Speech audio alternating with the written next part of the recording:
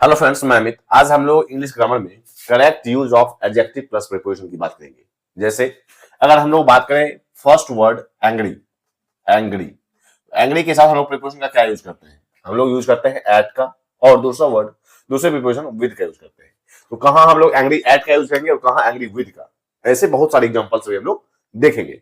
तो सबसे पहले हम लोग बात करें एंग्री एट का यूज कहाँ होता है। अगर एंग्री एट की बात करें तो हम लोग या तो थिंग्स की बात करेंगे, या फिर सिचुएशंस की बात करेंगे, तो हम लोग वहां एंग्री एट का यूज करते हैं। एंग्री एट और एंग्री विद का मीनिंग है, हिंदी मीनिंग है गुस्सा होना, किसी चीज से गुस्सा होना। तो किसी से गुस्सा होने के लिए हम लोग या तो एंग्री एट का यूज करते हैं या एंग्री विद का। एंग्री एट का यूज करते हैं या तो सिचुएशन की बात करते हैं या फिर थिंग्स का, लेकिन एंग्री विद का यूज करते हैं हम लोग पर्सन के साथ। मींस अगर आप किसी पर्सन से गुस्सा हो तो वहां हम लोग एंग्री विद का यूज करेंगे। जैसे अगर हम लोग एग्जांपल से देखें, she is angry at the situation, angry at her result.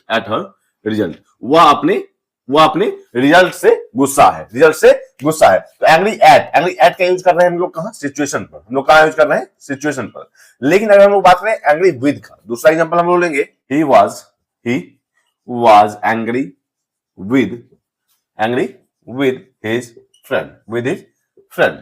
तो यहां हम लोग देख सकते हैं कि एंग्री विद का यूज करते हैं हम लोग पर्सन से गुस्सा होने के सेंस में, और एंग्री एट का यूज करते हैं या तो सिचुएशन से या थिंग्स से गुस्सा होने के सेंस में। इसी के आगे हम लोग देखेंगे दूसरा एग्जांपल, दूसरा एडजेक्टिव टायर्ड के साथ। अगर हम लोग टायर्ड के साथ प्रीपोजिशन का यूज करना चाहें, टायर्ड के साथ कौन सा प्रीपोजिशन यूज होगा? टायर्ड के साथ हम लोग या तो ऑफ का यूज करते हैं या फिर फ्रॉम का। तो अब हम लोग देखेंगे टायर्ड ऑफ क्या मीनिंग देता है और टायर्ड फ्रॉम क्या मीनिंग देता है। अगर आप एडजेक्टिव के साथ सिर्फ और सिर्फ प्रीपोजिशन चेंज करते हैं तो उनकी मीनिंग अलग हो जाती है। जैसे हम लोगों ने देखा कि एंग्री एट का यूज करते हैं हम लोग सिचुएशंस के साथ, और एंग्री विद का यूज करते हैं हम लोग पर्सन के साथ।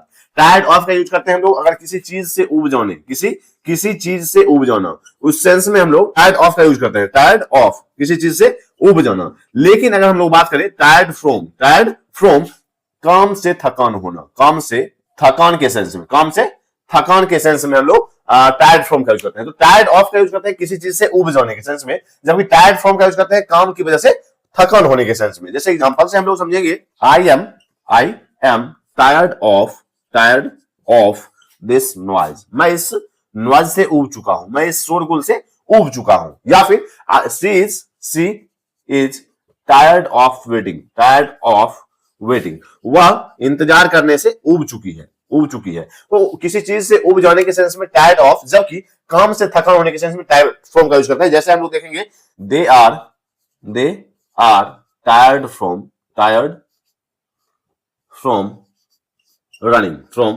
रनिंग मीन्स वे दौड़ने से थक चुके हैं, वे दौड़ने की वजह से थक चुके हैं। तो किसी काम की वजह से थकने के सेंस में हम लोग टायर्ड फ्रॉम का यूज करते हैं, जबकि हम लोग टायर्ड ऑफ का यूज करते हैं अगर यहां हम लोग देखेंगे किसी चीज से ऊब जाने के सेंस में हम लोग टायर्ड ऑफ का यूज करते हैं, जबकि किसी काम से थकान होने के सेंस में हम लोग टायर्ड फ्रॉम का यूज करते हैं। तो हम लोगों ने देखा एंग्री एट और एंग्री विद के बीच डिफरेंसेस को, टायर्ड ऑफ और टायर्ड फ्रॉम के बीच के डिफरेंसेस को। इसके आगे हम लोग कुछ और भी एग्जांपल्स लेंगे और भी एडजेक्टिव के साथ उनके प्रीपोजिशन को देखेंगे। इसके आगे हम लोग अगर मैरी की बात करें, एडजेक्टिव मैरी, तो यहां हम लोग देखेंगे एग्जांपल से, शी मैरिड हर फ्रेंड। तो यहां ये सेंटेंस सही है कि उसने अपने दोस्त से शादी की। शी मैरिड हर फ्रेंड, उसने अपने दोस्त से शादी की, या सेंटेंस सही है। लेकिन अगर हम लोग बात करें शी इज मैरिड टू हर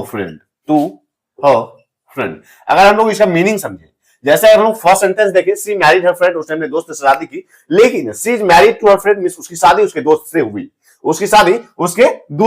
तो मीनिंग चेंज हो जाते हैं। मैरी के साथ अगर प्रीपोजिशन टू का यूज कर लेते हैं तो मैरी के साथ हम लोग प्रीपोजिशन टू का यूज करते हैं, लेकिन यह होता है पैसिव वॉइस में। इसी के आगे अगर हम लोग देखें, हम लोग फोर्थ एग्जांपल देखें, नोन, एक वर्ड होता है नोन मींस जाना। तो यहां हम लोग देखेंगे नोन के साथ प्रीपोजिशन, नोन के साथ हम लोग या तो फॉर का यूज करते हैं या फिर हम लोग एज का यूज करते हैं, या तो हम लोग फॉर का यूज करते हैं या फिर एज का। तो नोन के साथ फॉर का यूज करने से क्या मीनिंग आता है? तो अगर आप जाने जाते हैं तो की वजह से, किसी वजह से के सेंस में हम लोग नोन फॉर का यूज करते हैं। लेकिन नोन एज मींस आपका पहचान, आपकी पहचान, नोन एज का सेंस पहचान होता है, मींस पहचान के सेंस में हम लोग नोन एज का यूज करते हैं। एग्जांपल से हम लोग समझेंगे, he is known for his bravery means उसे जाना जाता है उसके उसके ब्रेवरी से, उसके ब्रेवरी से मींस साहस से। तो यहां हम लोग देख सकते हैं नोन फॉर, किसी वजह से आपको जाना जाए तो हम लोग नोन फॉर का यूज करते हैं। नोन एज मींस आपका पहचान है, आपकी पहचान है, आइडेंटिटी है। जैसे हम लोग देखेंगे एग्जांपल से, she is known as a singer, she is known as a singer, उसे सिंगर के रूप में जाना जाता है, मींस उसकी पहचान सिंगर की है। लेकिन यहां देखेंगे नोन फॉर, किसी वजह से के सेंस में अगर जाना जाता है आपको, तो हम लोग वहां देखेंगे नोन फॉर। नोन के साथ हम लोग फॉर का यूज कर रहे हैं, नोन के साथ एज का यूज कर रहे हैं, एज का यूज कर रहे हैं पहचान के सेंस में, जबकि फॉर का यूज कर रहे हैं किसी वजह से आपको अगर जाना जाए। मैरी के साथ अगर हम लोग सिर्फ मैरी का यूज कर रहे हैं एक्टिव वॉइस में, जबकि मैरिड टू का यूज करते हैं हम लोग पैसिव वॉइस में। जैसे she is married to a friend, उसकी शादी उसके दोस्त से हुई, जबकि फर्स्ट सेंटेंस उसने अपने दोस्त से शादी की। इसी के आगे हम लोग देखेंगे फिफ्थ वर्ड, यहां देखेंगे हम लोग यूज्ड टू। अगर हम लोग देखें बी यूज टू का यूज टू के सेंस में, यूज टू के कैटेगरी में बी यूज टू का यूज देखें तो हम लोग देखेंगे कि यहां जब भी अगर हम लोग बात करें प्रेपोजिशन के बाद या तो नाउन का यूज करते हैं हम लोग, या फिर वर्ब में आईएनजी का। या तो प्रेपोजिशन के साथ हम लोग या तो नाउन का यूज करते हैं या फिर वर्ब में आईएनजी। जैसे अगर हम लोग बात करें use to, be use to, I am use to speaking English means मुझे आदत है इंग्लिश बोलने की, मैं व्यस्त हूं इंग्लिश बोलने से। तो यहां हम लोग देख सकते हैं यूज टू के साथ वर्ब में आईएनजी। लेकिन अगर हम लोग बात करें इसी में ही is use to his mobile, he is use to this mobile, उसे इस मोबाइल की आदत है, तो यहां हम लोग देख सकते हैं या तो बी यूज टू के साथ वर्ब में आईएनजी, या फिर बी यूज टू के साथ हम लोग नाउन का यूज करते हैं। मींस प्रीपोजिशन के साथ या तो नाउन या फिर वर्ब में आईएनजी। हम लोग कुछ और भी एग्जांपल्स देखेंगे। यहां देखेंगे हम लोग अच्छा होने के लिए हम लोग गुड के साथ एट का यूज करते हैं, गुड के साथ एट का। जैसे he is good at English, वह इंग्लिश में अच्छा है। या फिर यही देखेंगे she is good at speaking English means वह इंग्लिश बोलने में अच्छी है, तो यहां हम लोग देखते हैं एट, गुड एट। तो यहां देख रहे हैं प्रीपोजिशन के साथ या तो नाउन, जैसे हम लोग देख सकते हैं इंग्लिश क्या है, नाउन है, या फिर हम लोग देखें अगर वर्ब का यूज कर रहे होते हैं तो हम लोग वर्ब में आईएनजी का यूज करेंगे, वर्ब में आईएनजी का।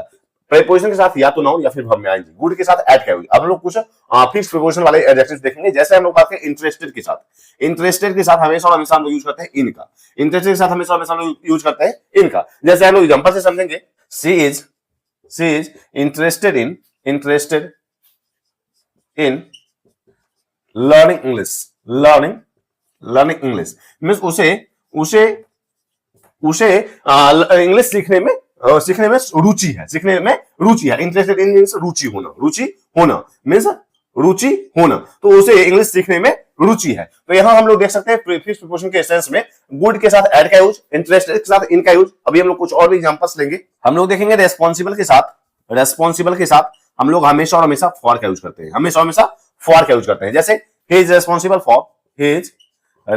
फॉर द मिस्टेक मींस वह गलती के लिए वह जिम्मेदार है, इस गलती के लिए वह जिम्मेदार है। तो यहां देखेंगे रिस्पॉन्सिबल फॉर का मतलब होता है जिम्मेदार होना, और रिस्पॉन्सिबल के साथ हमेशा हम लोग फॉर का यूज करते हैं। तो हम लोगों ने देखा एडजेक्टिव के साथ preposition, correct use of adjective plus preposition.